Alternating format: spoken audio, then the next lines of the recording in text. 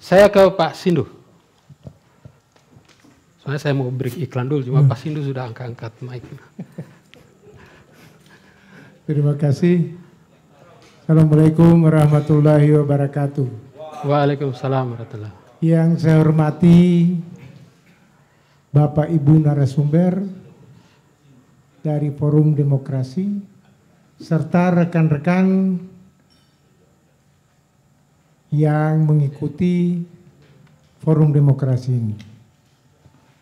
Saya cocok menanggapi bahwa saya cocok dengan temanya. Kesemberautan, cocok itu.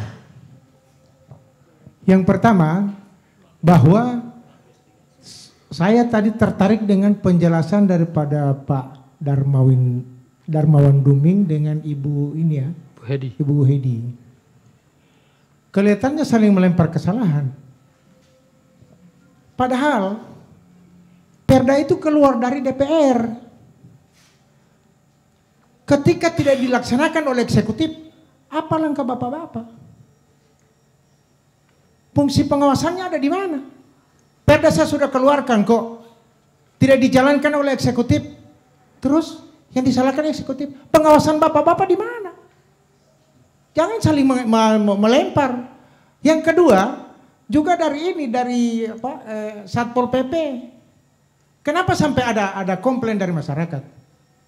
Pelaksanaan aturan itu tidak merata. Yang lain dibongkar, yang lain tidak. Sampai itu dia jadi masalah.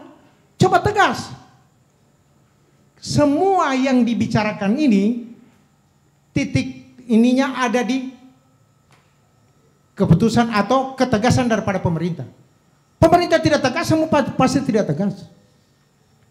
Jadi Satpol PP menginginkan bahwa ini aturan seperti ini. Misalnya seperti ada jembatan yang menutupi ini, menutupi parit. Itu kan tidak boleh. Masyarakat lain disuruh bongkar. Tapi di mall sana tidak bisa dibongkar. Ini kan lucu. Sehingga itu masyarakat menolak. Bongkar dulu di sana, bukan akibat daripada lata, bukan. Bongkar yang sana, di sini juga dibongkar. Di sana tidak dibongkar, di sini dibongkar. Tentu masyarakat komplain. Sehingga itu kita butuh ketegasan untuk melaksanakan perda itu. Kalau Bapak Ibu tegas dengan berpijak kepada perda, pasti semua ikut. Kita masyarakat itu, Bu, masyarakat itu nurut. Tapi dia harus berlaku adil. Tidak boleh hanya satu, karena dia keluarga dari pejabat kemudian dia tidak dibongkar. Tidak seperti itu. Saya terpikir, teringat berapa periode setiap kepala daerah berganti, pasar sentral susah dibongkar. Di masa Pak Adhan boleh. Karena ketegasan itu. Pelebaran yang di Kodim juga bisa. Karena tegas. Ini tidak tegas. Sehingga itu kuncinya ketegasan. Jadi bukan karena masyarakat tidak mau, tidak. Bukan itu. Cuman karena Bapak Ibu melaksanakan tugas yang ada pilih kasih istilahnya, sampai itu masyarakat komplain. Dan itu kepada teman-teman saya yang di DPR, ketika eksekutif tidak mau melaksanakan perda, apa langkah bapak-bapak? Kan bapak-bapak sudah keluarkan perda. Contoh, sebenarnya PAD-nya ada muncul di peternakan. Peternakan itu ada perda. PAD yang akan muncul di sana. Seperti penjualan daging. Penjualan daging itu kan sudah ada di pinggir-pinggir jalan. Sudah banyak di pinggir-pinggir jalan. Oleh Dinas Peternakan menginginkan bahwa semua pemotongan itu harus berada di Tenilo. Sehingga di sana bisa dapat PAD. Kemudian oleh petugas Satpol PP tidak merazia itu. Mereka memotong di sana. Itu yang bikin tumpukan-tumpukan sampah itu di situ. Tidak ada ketegasan mereka. Sehingga itu PAD-nya juga tidak akan jalan. Mau PAD dari mana kalau pemotong semua memotong di tempat masing-masing. Ada yang betina dipotong padahal dilarang. Tapi kenyataan di lapangan ada yang betina itu karena apa? Pengawasannya yang tidak ada. Kita hanya mengatakan bahwa ini PAD dari mana yang mau didapat. Jadi hanya untung nama meningkatkan PAD, tapi kenyataannya tidak ada PAD yang masuk. Karena tidak ada ketegasan daripada pemerintah. Nah, ketidaksembaraut seperti yang disampaikan tadi bahwa kenapa saya setuju dengan infrastruktur yang gagal. Harusnya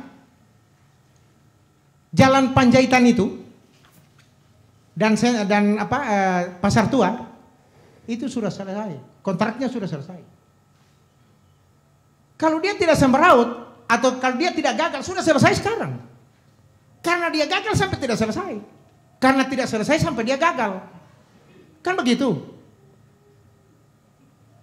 Jadi karena dia tidak selesai sampai dia katakan gagal. Kemudian untuk kaki lima. Dulunya tidak ada ini penjualan di pinggir-pinggir ini pasar terpanjang di dunia ini. Tidak ada. Cuma pemerintah tidak tegas. Begitu dia di ruas jalan ini dibiarkan. Ruas jalan yang membangun kalau dilarang pasti mereka komplain. Kenapa di jalan sana boleh, di jalan sini tidak boleh? Sehingga itu di dalam penerapan aturan harus tegas. Jangan cuma mengedepankan aturan. Oh ini sudah ada perda, sudah ada perda tidak dijalankan. Bagaimana ceritanya ini? Sehingga itu Bu atau Bapak Ibu pemangku-pemangku kepentingan, kalau kita melaksanakan tugas harus kita adil, merata. Sehingga itu ketika kita menjalankan aturan yang benar tidak ada komplain. Kalaupun ada komplain akan hilang begitu saja.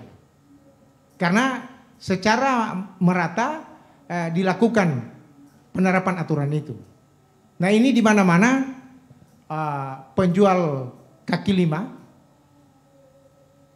sudah bahkan di rumahnya sudah dibikin tempat untuk menjual. Karena sudah hilang. Baru oleh pemerintah dianjurkan untuk pindah ke tempat lain. Sebenarnya kaki lima ini kan bisa diarahkan ke Biau. Biau itu kosong pasarnya. Biau itu kosong. Tapi tidak ada ketegasan. Itu sampai mereka sekarang masih di tepi jalan yang sementara dibangun salurannya, ada yang menjual di situ. Apa alasannya? Sedangkan jual di sini orang so tahu asal juga DP pendapatan tidak ada ngurim PPKC pindah di sana. Tentu lebih tidak ada DP pendapatan. Pak itu jawabannya. Sehingga itu di dalam pelaksanaan ini terlalu cepat. Dengan alasan kan bahwa ini kan dana pen. Ternyata sekarang dana pen hampir semua dana pen itu gagal. Hampir semua. Sehingga itu saya berpikir begini. Ini rekan-rekan saya anggota dewan. Sedangkan dilibatkan di APBD. Asal juga tingkat pengawasannya kurang. Apalagi yang tidak dilibatkan di dana pen. Lebih tidak ada lagi pengawasan. Namun kalau ada ya di tempat-tempat tertentu. Gitu. Karena mereka tidak dilibatkan di dalam penganggaran itu.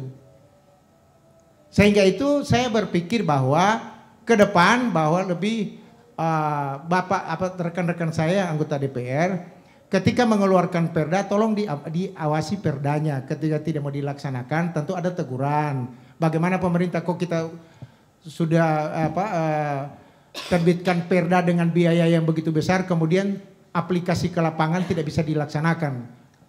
Nah ini yang sangat kami sesalkan karena di dalam pembentukan perda itu sendiri tentukan menggunakan dana rakyat, uang rakyat. Sehingga itu ketika dia tidak maksimal dilaksanakan tentunya kan jadi pertanyaan. Kok terlalu lemah anggota dewannya, perwakilan representasi daripada suara rakyat. Makasih dulu Pak Hadi, demikian dulu yang bisa saya sampaikan. Assalamualaikum warahmatullahi wabarakatuh.